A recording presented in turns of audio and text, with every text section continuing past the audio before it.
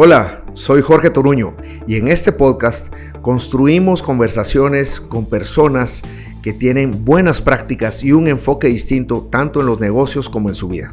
Ellos han sobresalido y aportado al desarrollo de su país o del mundo de formas que merecen ser relatadas para inspirar y para que más gente quiera hacer algo similar. Así que construyamos. ¿Qué tal? ¿Cómo están? Bienvenidos a Constructivos 2023. Como decía en el último episodio del año pasado, este año venimos con más fuerza. Traemos invitados de lujo que van a inspirar, que son un ejemplo para toda la empresarialidad, para las personas que trabajan en empresas y quieren hacer las cosas bien. Y hoy empezamos así. Empezamos con un gran amigo, conocido desde hace no sé cuántos años, el ingeniero Alan Safié. Alan es un ingeniero industrial, emprendedor de corazón, un fiel creyente del valor compartido, es decir, de estar bien y hacer el bien al mismo tiempo, y por ende un creyente de la sostenibilidad. Alan empezó su negocio que se llama Unispice, por cierto, hace 32 años, cuando tenía 19 años. O sea, aquí se nota la consistencia, ¿verdad? Y ahora tiene operaciones en varias partes del mundo, generando impacto positivo en todas ellas y sobre todo apuntándole siempre a ser único en la excelencia y en la perfección de los productos que entrega. Al final del día, capitalismo consciente en su máxima expresión. Alan, bienvenido, ¿cómo estás? Muy bien, muchas gracias. Muy contento de estar aquí y empezar bien el año con todo. Gracias Alan. Cuando invité a Alan a venir al podcast, le decía que la intención de este podcast es inspirar, es contar historias de gente que quiere, como decía antes, que quiere hacer el bien, que quiere impactar positivamente. Y Alan, como ustedes verán, es un ejemplo de esto. Muchas personas no lo cuentan porque, como les contaba yo en algún episodio, Reputation Institute dice que los latinos somos muy buenos para contar lo malo que hacemos, pero muy malos para contar lo bueno que hacemos. Y es porque nos da pena en la mayoría de casos. Pero aquí buscamos inspirar, así que Alan nos ha hecho el favor de venir a contarnos su historia, su vida como emprendedor y tal vez comencemos por ahí. Alan, ¿de qué se trata en sí tu negocio Unispice? Bueno, actualmente el negocio, nosotros lo que hacemos es producimos, empacamos y embarcamos vegetales perecederos alrededor del mundo. Pero vale decir que el nombre de Unispice nace como una exportadora de especias. Y así empieza el negocio, y así empieza la dinámica del negocio. Recuerdo a los 19 años cuando empieza la empresa, yo lo que hacía es que me iba a Cobán a comprar terceras de cardamomo y encontramos una fórmula de que a través de las densidades y los pesos podías encontrar todavía cardamomo que se podía utilizar. Y eso se exportaba y así empieza el negocio con la exportación de especias hacia Europa. Y pues poco a poco te vas metiendo otras especies y se queda el nombre Unispice. Por circunstancias del mercado y no teníamos el tamaño ni el capital y habían grandes jugadores, pues ese negocio desaparece y pues se acerca una persona y me dice, mira, yo produzco moras. ¿Por qué no exportas moras? Bueno, probemos de qué se trata esto. Y empezamos exportando moras. Y se exporta. Me recuerdo haber empacado las primeras 38 cajas de mora y se exportaron. Y una cosa te va llevando a la otra. Y entonces por eso empezamos metiendo las moras. De ahí vas creciendo. Y no éramos productores. Y empezamos a hacer relaciones con productores existentes. Y después vinieron las frambuesas. Y de ahí vino otra crisis. Una crisis del negocio de las berries, y esto te hace reinventarte y te fuiste metiendo vegetales y pues por eso es que estamos en vegetales, ¿verdad? Y por eso es que te cuento ahí lo de por qué se llama Unispice y no se llama, no sé, algo fresh o no sé, ¿verdad? Sí, vos, interesantísimo que no es que hayas dicho voy a hacer esto exactamente, sino que una cosa fue llevando a la otra y te fuiste adaptando, por ponerlo así. Sí, mira, yo creo que en el transcurso del emprendimiento te das cuenta que lo que tienes que hacer es un vehículo de valor. Entonces, lo que nosotros miramos es que, bueno, estás exportando especias o estás exportando mora.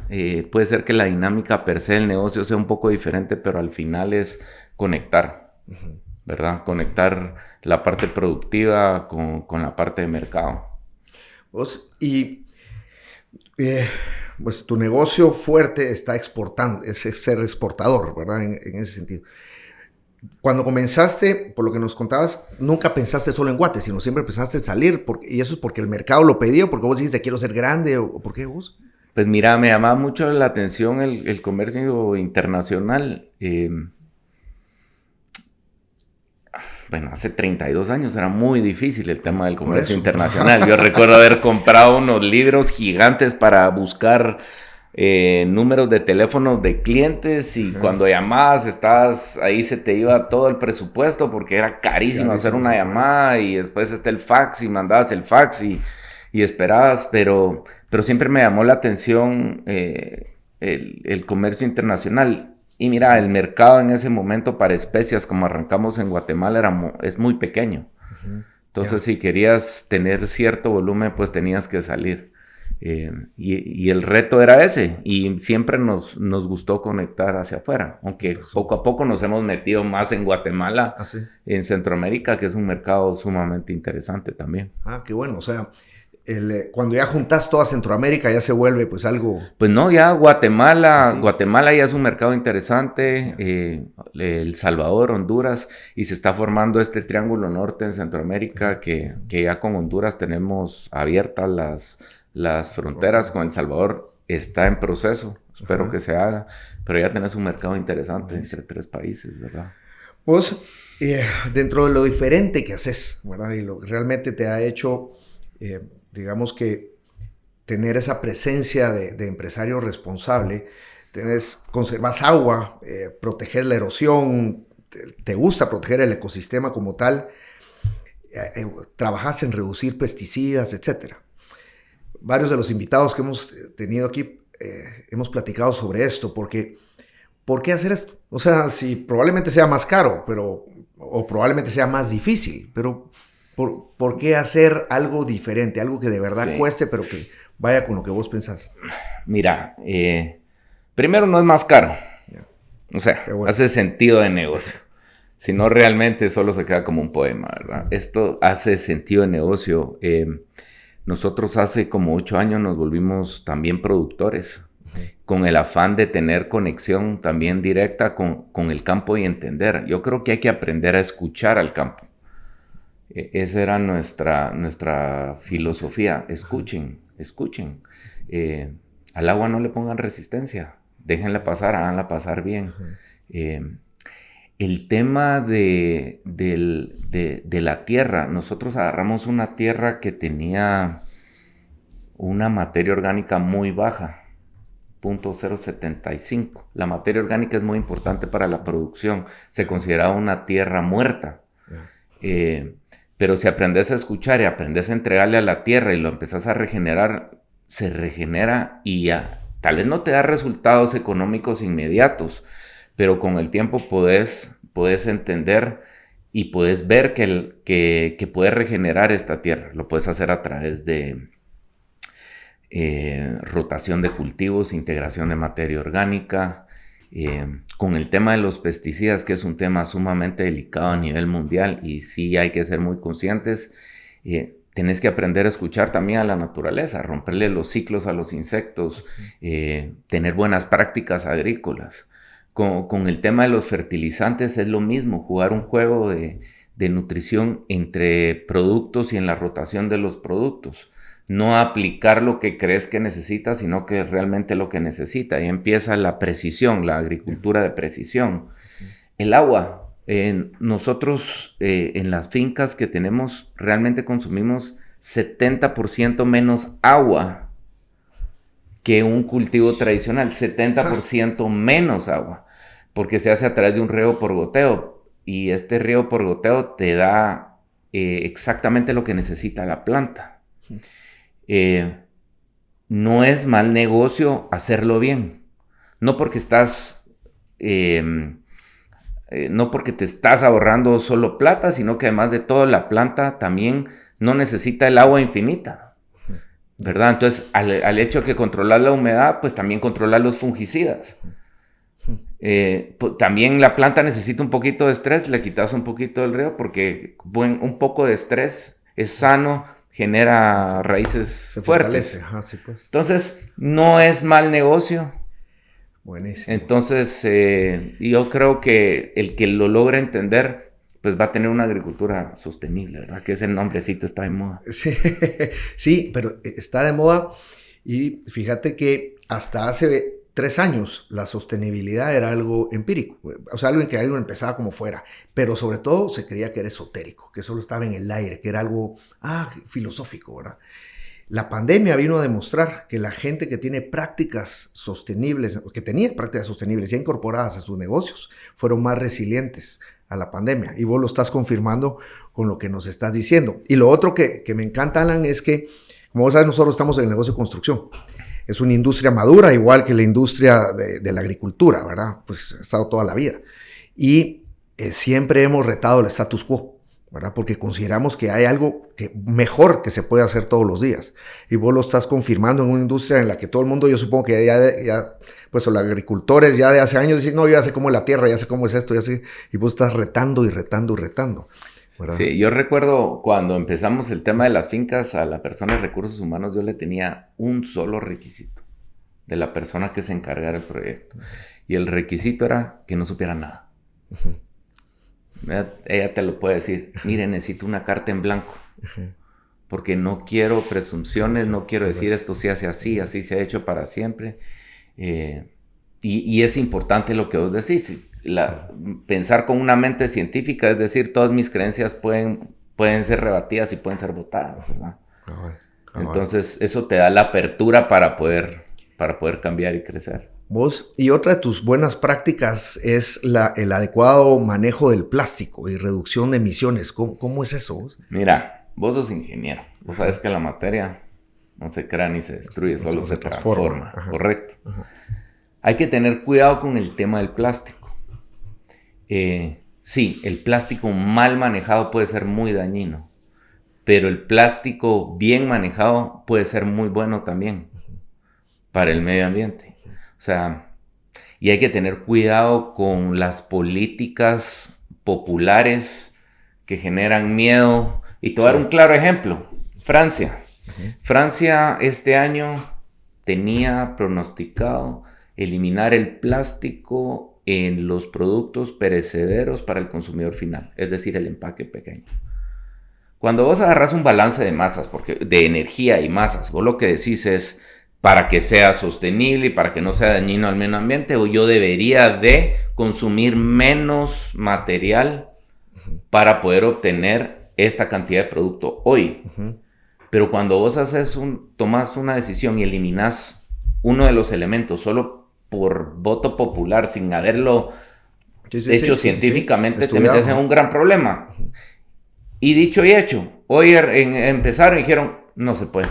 Después de que durante 3 años le obligaron a la gente a hacer, no se puede, volvemos a retomar el tema en el 2030. Yeah. Entonces, mira, si el plástico hoy no existiera y alguien lo descubre, dirían, encontramos la solución a no botar árboles. El plástico biodegradable es algo que viene.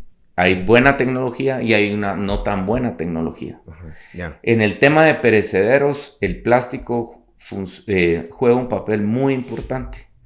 En la producción agrícola, si lo utilizas correctamente, reducís la utilización de herbicidas que le está haciendo que hace daño si lo haces incorrectamente, porque cubrís con plástico y no crece ¿verdad? La maleza.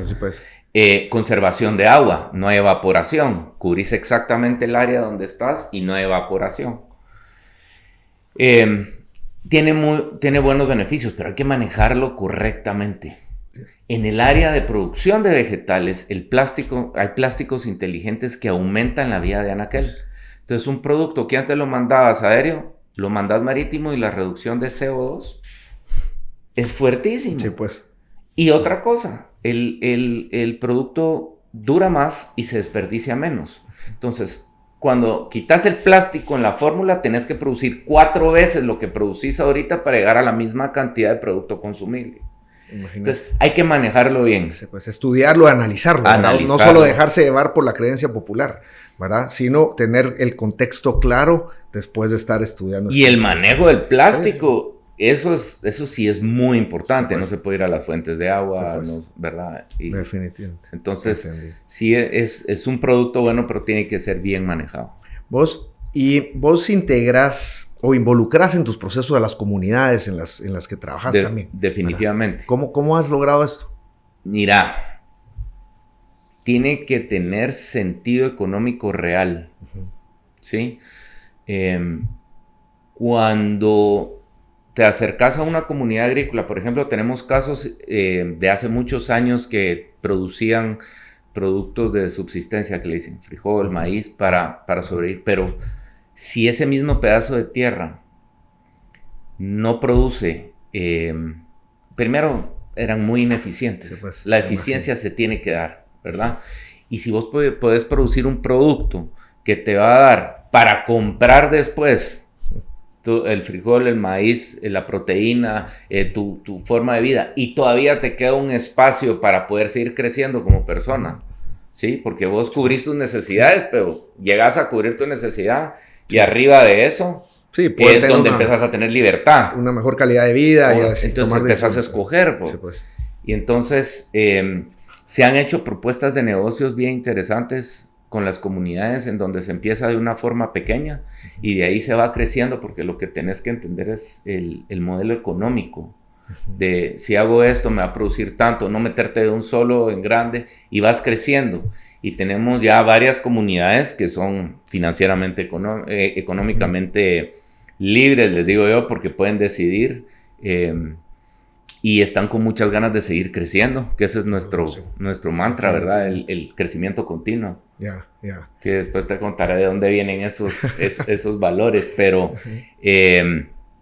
ya una vez hace sentido económico, se vuelve un modelo sostenible económicamente, sí, ¿verdad? Totalmente de acuerdo.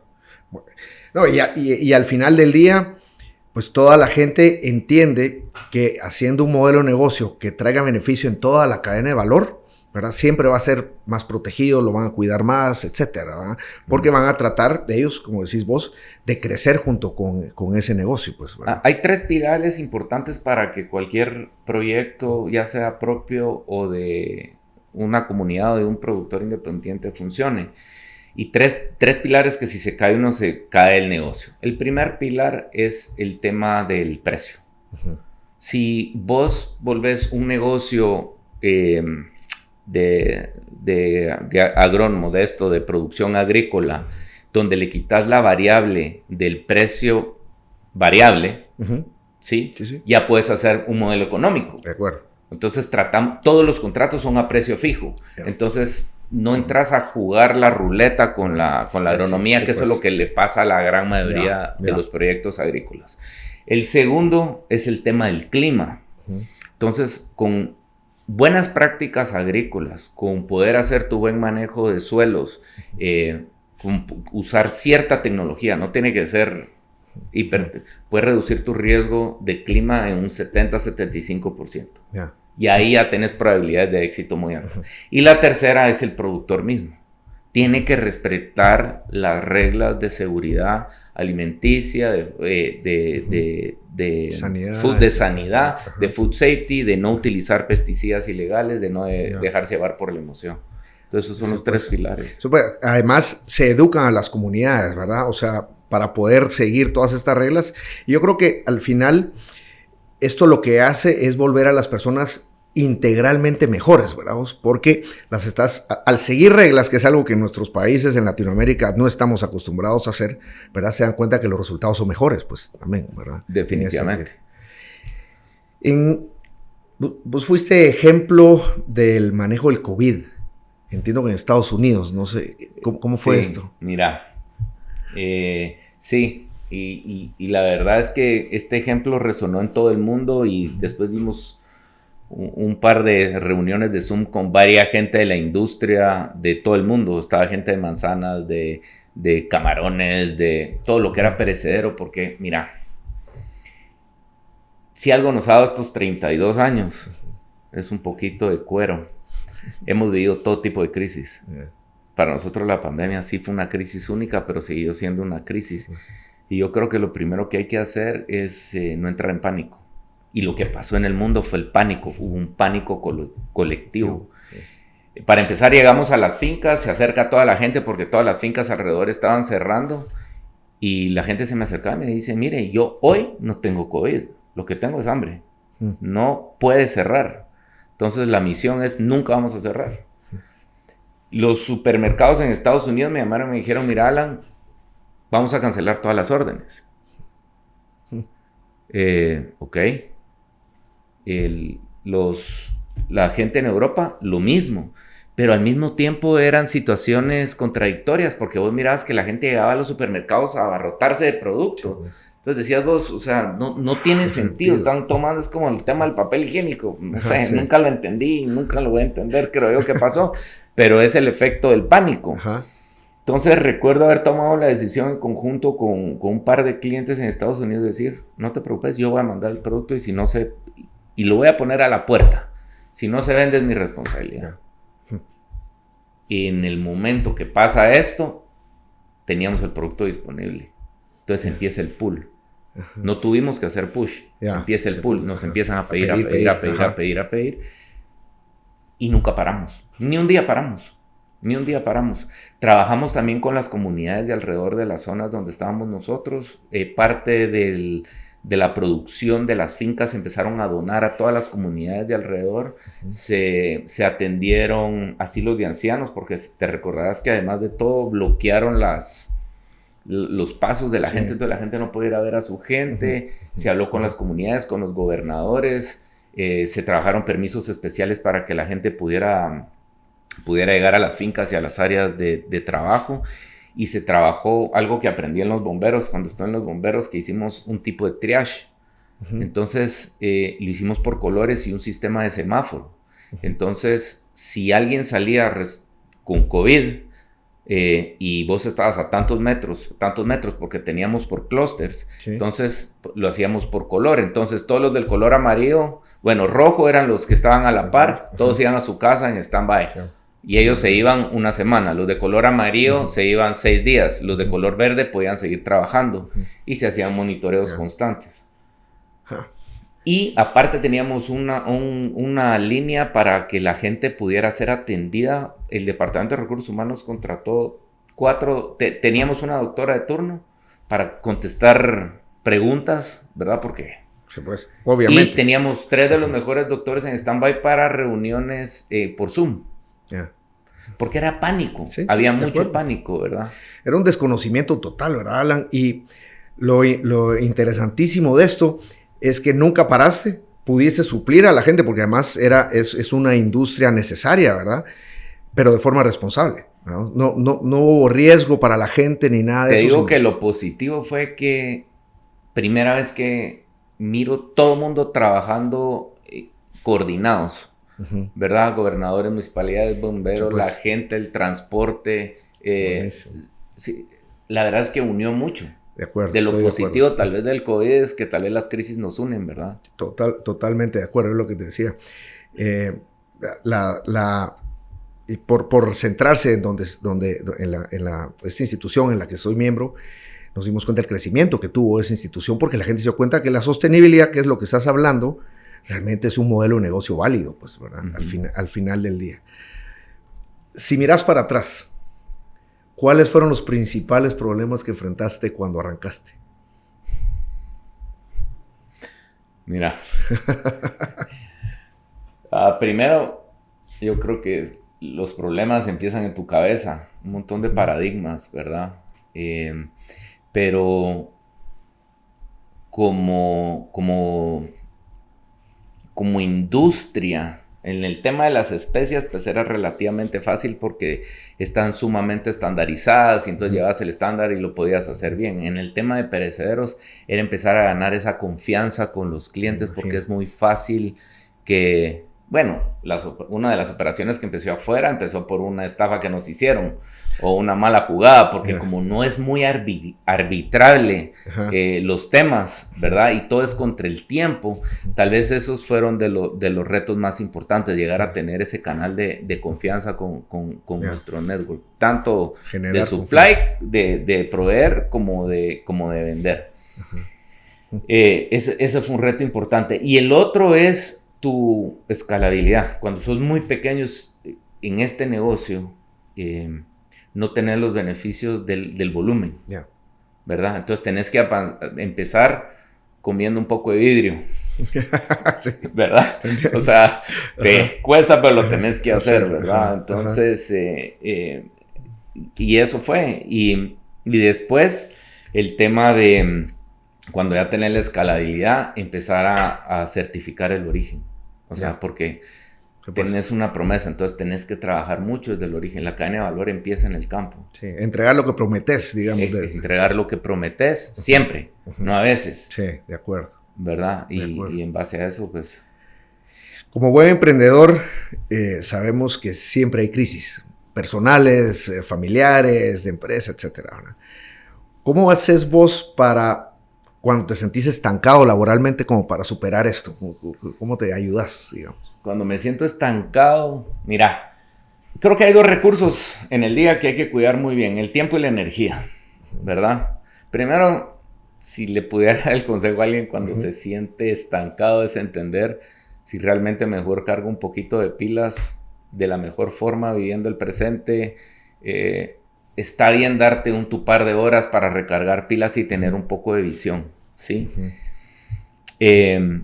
De las crisis que ha pasado Unispice en los 32 años, nacen 4 valores importantes. Y esos valores nacen de la autoevaluación de por qué estábamos en crisis, ¿sí?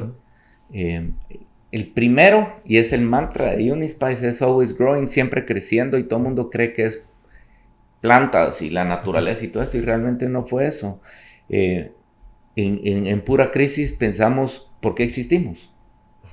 Y si hoy desaparece Unispice, ¿quién pierde? ¿Verdad? ¿Quién pierde? Entonces nos dimos cuenta que somos un agente de crecimiento para todas las personas que interactúan con nosotros. Entonces, y se lo puedes preguntar a cualquiera de Unispice. Entonces separamos en 4 los grupos de las personas.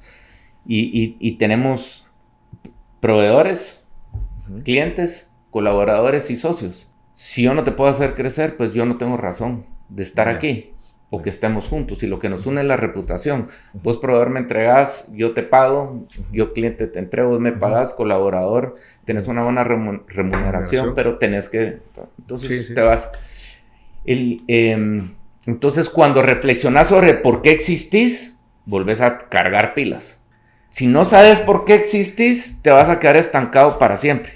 Hace todo el sentido del mundo. Todo el sentido. ¿Verdad? Porque entonces entendés tu propósito y sabes que siempre hay problemas para llegar a ese propósito, ¿verdad? Exactamente. Y vos decís, sí, pues me siento estancado, pero yo existo por algo. Unispice existe por algo. Entonces tiene que haber una forma. Habla con la gente alrededor tuyo que le generas valor. Decirle cómo podemos salir de esto juntos. Porque todos tenemos que perder. Nadie cuida lo que no valora. Y si vos tenés relaciones que generas valor, muy probablemente tus clientes, tus proveedores, tus colaboradores y tus socios te cuiden. ¿Qué crees que hace falta para que más empresas impacten positivamente, tengan esa mentalidad de tener un propósito sostenible? ¿Qué crees que hace falta? Yo creo que es entender el por qué. El por qué. ¿Por qué estoy haciendo el negocio? El por qué existo. Y una vez entender el por qué, tener los socios comerciales alrededor y ver cómo ellos van a estar mejor porque vos estás ahí. Y ellos cómo te van a hacer mejor a vos. Todo el mundo te dice, voy a hacer negocio porque quiero que la plata... La plata es un medio para lograr tu propósito. No es el propósito. En el momento que se vuelve el propósito, muy probablemente tu cabeza te juegue un jueguito de que el fin justifica los medios. Exacto. Y entonces ahí es donde vos ya empezás a perder valor. Y si querés usar la palabrita de sostenibilidad, no existe cuando pensás así, ¿verdad? Nuestro cuarto valor como Unispice es hacer las cosas correctas siempre, no solo cuando estás bien. Sí, pues no solo cuando conviene, ajá. ¿Verdad? Sí. Regresando a tu pregunta de Always Growing. Oh, vos, y si tuvieras algún consejo para emprendedores, o nos ha pasado, porque nos han llamado gente, colaboradores de empresas, que dice, mire, a mí me encanta la empresa donde estoy, pero quisiera impactar más. ¿Cómo crees que se puede, o qué consejo le darías tanto a emprendedores o a colaboradores que quisieran llegar a generar un impacto positivo en donde estén laborando, ya sea como dueños o como colaboradores? Mira, lo importante nuevamente, y no quiero sonar redundante, es entender el valor que vos generas como individuo. Vos puedes ser un colaborador, puedes ser...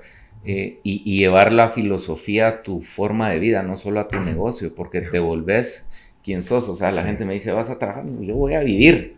O sea, vos no puedes ser una persona en tu casa y otra persona en el trabajo. No puedes ser una persona en tu deporte y otra persona en el trabajo. No puedes... O sea, de verdad genera una identidad. Esto soy yo, esto es lo que yo te vengo a proponer. Si estás, cuando estés rodeado de personas que sepan que sos un agente de valor, que los puedes cambiar, y no tiene que ser un cambio, gigante, pero el efecto dominó en una persona. Mira, yo estuve 15 años en los bomberos y me recuerdo que hasta el día de hoy, esto me acaba de pasar hace 3 días, se me acerca una persona y me dice, usted no se recuerda de mí, pero usted me ayudó en esto. O me recuerdo también, no importa dónde estés, trata de que donde pases, dejes una buena marca. Y no es para engrandecerte, es solo quien sos. Sí. ¿Verdad? Muchas gracias, Alan. Muchas gracias, de verdad.